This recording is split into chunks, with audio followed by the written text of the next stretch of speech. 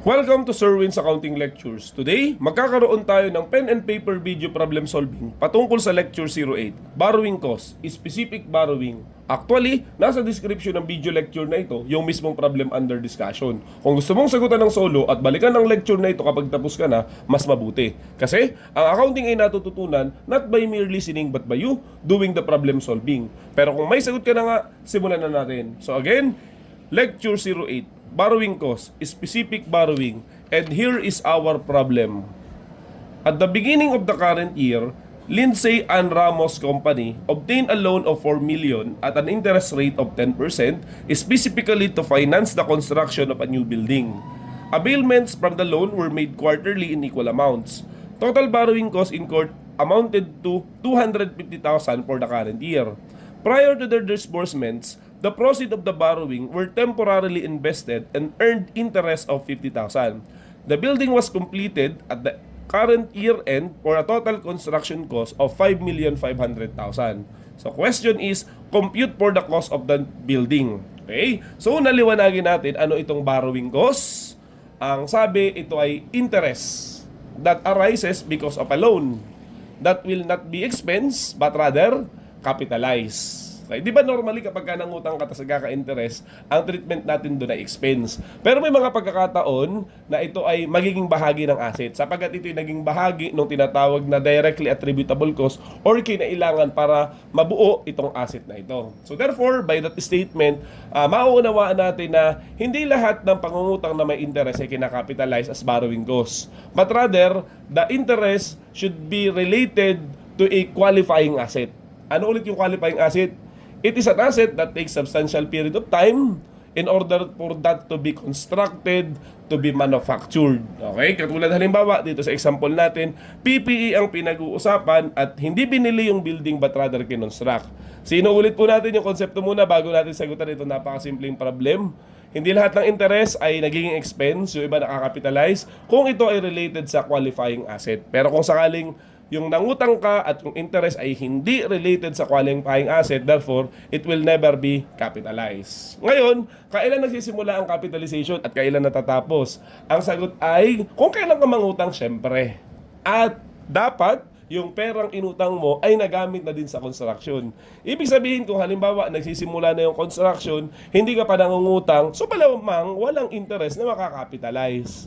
Pero kung sakaling halimbawa nangutang ka na, after 3 months, tsaka ka pa lang nagsimula ng construction. So therefore, magsisimula ng ang capitalization ng interest. So nagsimula ka ng mag-construct, hindi ng moment na mangutang ka. Okay? So sana maliwanag kung kailan nagsisimula ang capitalization. So it's either kung kailan ka mangutang at nagkaroon ng actual interest, provided nagkakaroon ng construction, o kaya ay kung kailan nagkaroon ng construction itself, kahit nangutang ka na prior. So yung mga panahon prior the construction began will be treated as an expense. O next question, kasi nagko-concept tayo. Kailan matatapos ang capitalization? Ang sagot ay kung kailan din naman matapos yung ating utang o kaya ay kung kailan matapos yung iyong qualifying asset. Ang ibig sabihin, halimbawa, yung utang mo 3 taon pero tapos na yung construction 2 taon pa lang. So therefore, ang capitalization ng interest will be up to 2 years. Yung 3 taon ng utang mo will be treated as an expense kasi natural, wala ka ng asset na ikakapitalize dahil tapos na siya.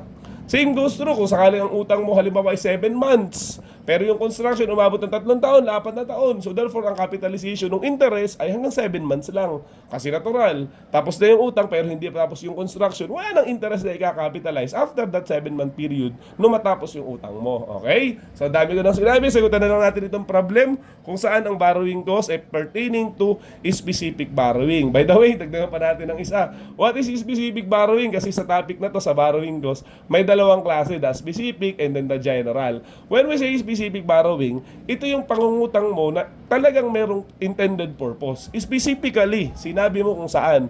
Let's say dito sa problem na to, for the construction of the new building. Okay? Sagutan na lang natin. Ang tanong kasi, alin ang magiging cost ng building?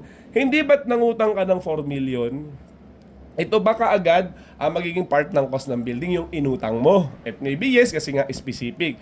Pero it does not mean that it is always the amount.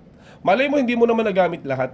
O kaya, masigit pa ang nagamit mo. Just like in this case, 5.5 million ang totoong nagastos sa building, pero 4 million lang ang inutang. So basically, yung amount na niloan mo, iniintay mo talaga yung actual expenditure. So ito madalas ini-ignore unless sinabi ng problem, lahat ay ginamit. So in this case, ang talagang construction cost is 5.5 million. So we will add the construction cost of the building, which is 5.5 million. Okay? Now, hindi yan yung topic kasi generally naman talagang isinasama yung construction cost. Ang i-add natin na borrowing cost, yun ang pinakang importante dito. How much will be our borrowing cost that will be capitalized? Since it is specific, so basically yung interest niya ay para sa construction. That's why the interest will be capitalized kung nagamit ito during the construction period. Eh wala namang sinabi, okay? Dito sa 250,000. So ay assume mo dyan, syempre, dahil hindi naman ganun ka-detalyado yung problem, or dahil nga siguro in-acquire mo siya beginning of the current year kung saan nagsimula ka rin mag-construct, so malamang lahat ng 250,000 will be part of capitalization of the building because it is as specific borrowing. Ngayon, ano ang sabi dito? Yung pangungutang mo ay ginagawa mo hindi isang bagsakan ng beginning of the year, but rather, ina-avail mo siya quarterly. Okay? So, in-equal amount pa nga. Kasi malamang, habang nagko-construct ka, dahil unti-unti lang din naman yung paggasto sa construction, hindi mo kailangan yung pera sa simula ng taon, lahat. Kasi nga, syempre, staggered din o kumbaga, unti-unti lang din naman yung gastos nga dun sa construction. Okay? At dahil dun, dahil hindi mo na nga kinailangan lahat, o kaya ay may mga pagkakataon, nasa iyo pa yung pera at hindi pa gagamitin sa construction, ang sabi ng problem, kumita ka ng interest income.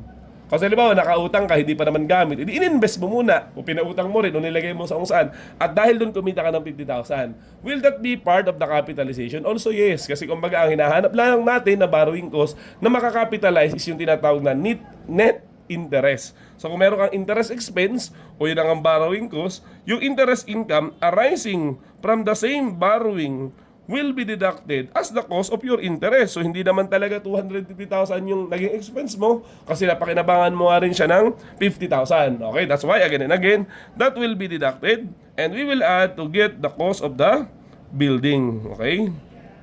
So building cost, that is the total of the three. So kunin natin yung ating calculator at ating i-add. So first, we have the actual expenditures of 5.5 million. We have the borrowing cost of 250,000 and the interest income of 50,000. So therefore, the cost of the building will be 5.7 million. Okay? So yun na po yun. Actually, tapos yung ating problem kasi napakasimple naman ng ating topic, borrowing cost. Kung meron lang akong concern dito sa problem na baka mapansin ng iba, sabihin error, kasi nga ang qualifying asset ay it takes substantial period of time in order to be completed or manufactured. Eh ang substantial period of time, malamang that is more than 1 year. Eh dun sa problem natin, para natapos yata yung building 1 taon na lang. Hayaan nyo na lang, sa tingin ko nga ay error nga din yun. Pero sa ang concept natin dito ay yung borrowing cost, kapag specific, should be capitalized less the interest that it earned during the period of the borrowing that it is used as a parang component ng construction natin. So sana may natutunan ka. So yun lamang, maraming salamat.